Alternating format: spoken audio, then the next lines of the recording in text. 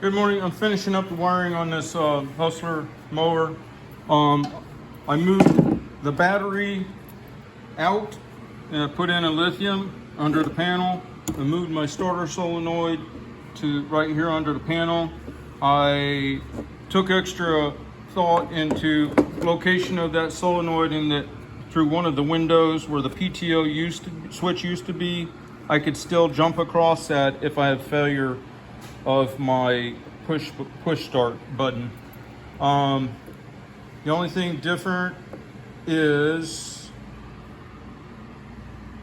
then I had to move also, compared to my other mowers, the battery isolator switch, which is right here, and I had to move it up from its other location to make room for the battery. Sorry about the camera work. So there's my battery isolator. Now I'm going to finish and show you how I do my connections on this last connection, which is this yellow wire that goes over to the center tap of my voltage regulator for my charge circuit.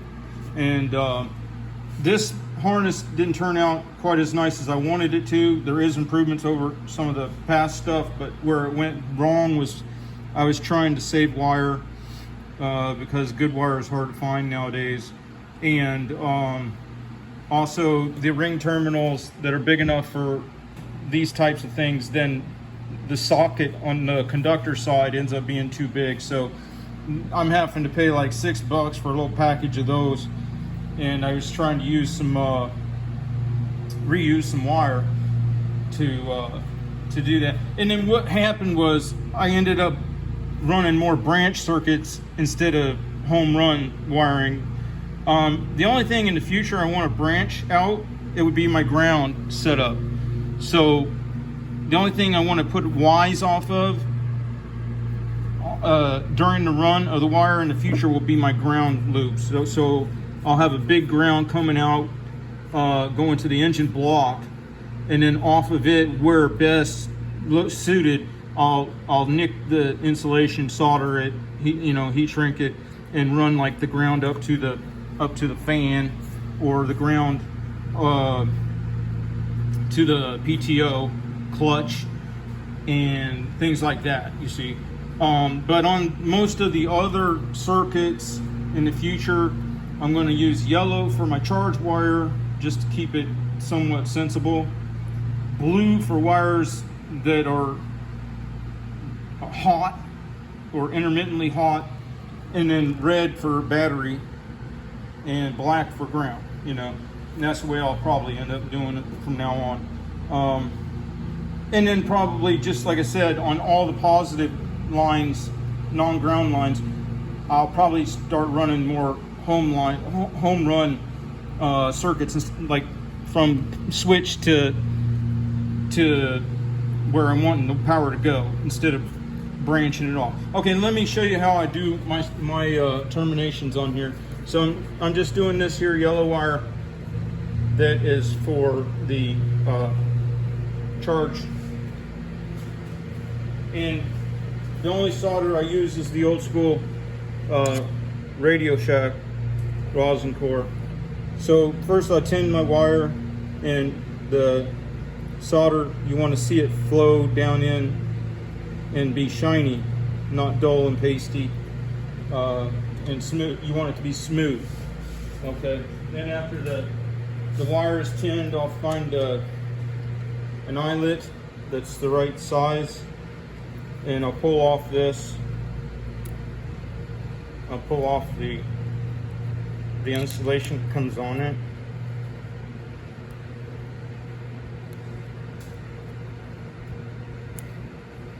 Eventually. Sometimes I have to slice down the side with a knife.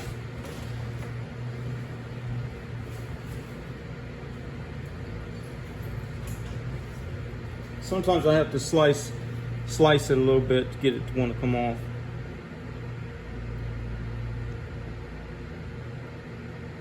And then when I use the pliers, they'll generally come off.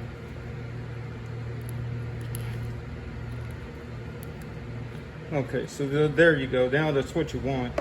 And then you put the tinned which tinned, it means it's infused with solder between all of the things. Wait a minute, let's take that back off because there's something I forgot. You got to put I used marine heat shrink. It's got a gummy substance inside, so it melts down and it seals out moisture.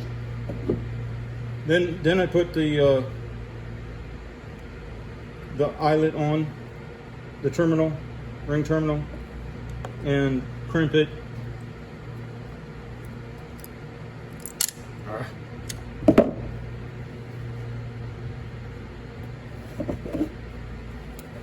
And then once I do this last connection, I'll show you the circuits, the way I set them up. Shoot. Okay. Let me put this one on here.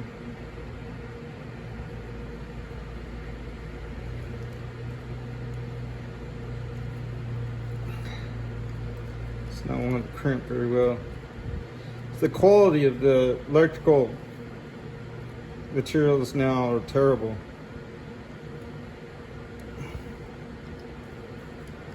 The wire and everything.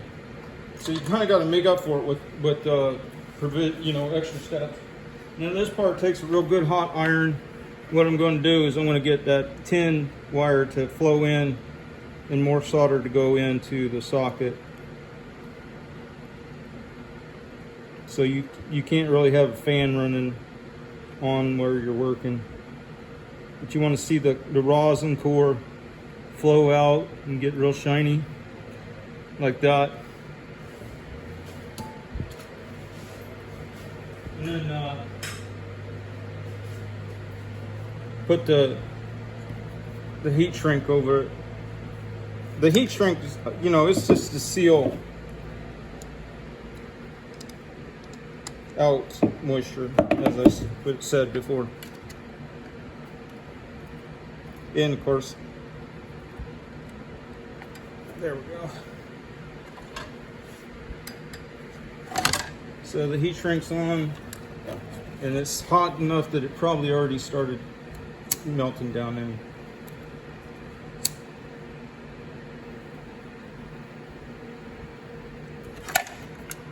Okay, so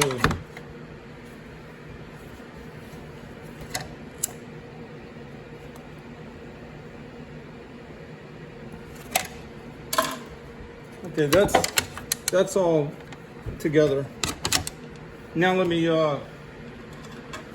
connect that wire, and I'm connecting it directly to the positive post of the battery. And the reason being is, if you connect it on the other side of your isolator switch, then when you go to shut down, it'll backfeed and you'll still have power to the circuits that you don't want to have power to. In my case, one of those circuits that you don't want to have power to is the fuel point on the carburetor, because that's how I'm shutting my engine down. I'm not grounding the coil for engine to shut down the engine. So basically I'm just taking loose the terminal on this little lithium battery, and let me get that other wire on there for my charge circuit, and I'll get right back to you.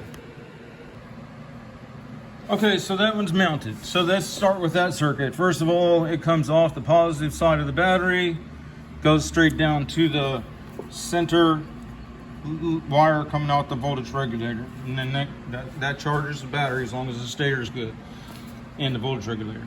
Secondly, off the positive side of the battery is this big wire that's coming and looping over here to the starter solenoid.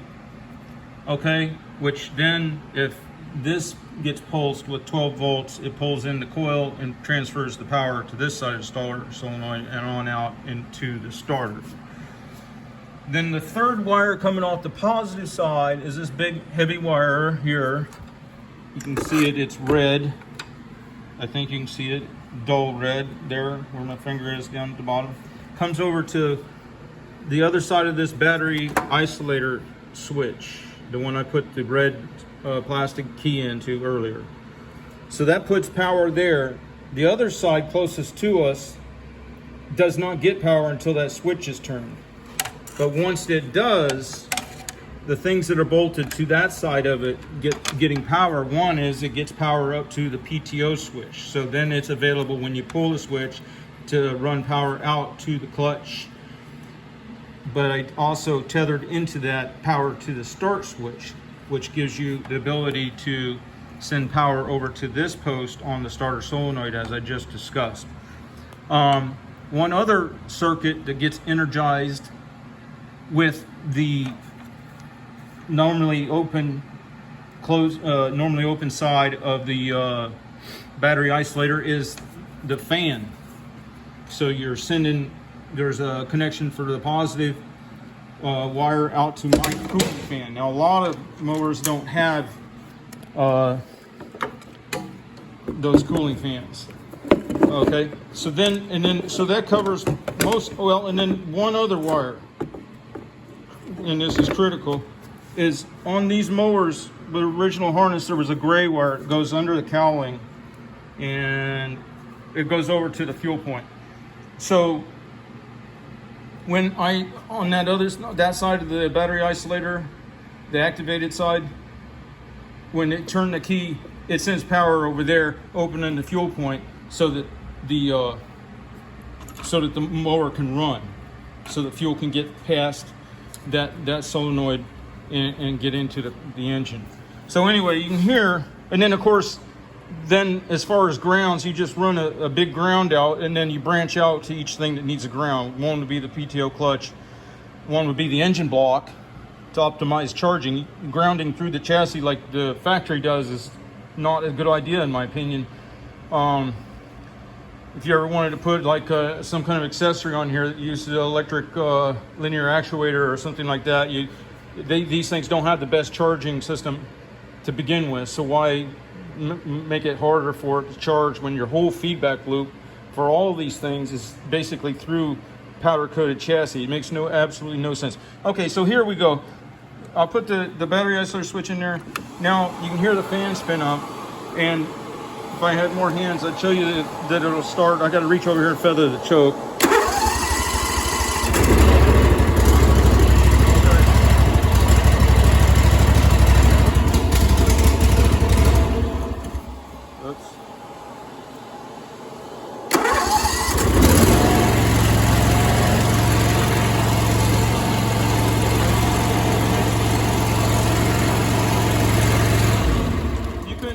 But when I took the isolator switch out, the fan stopped for the hydraulic cooling.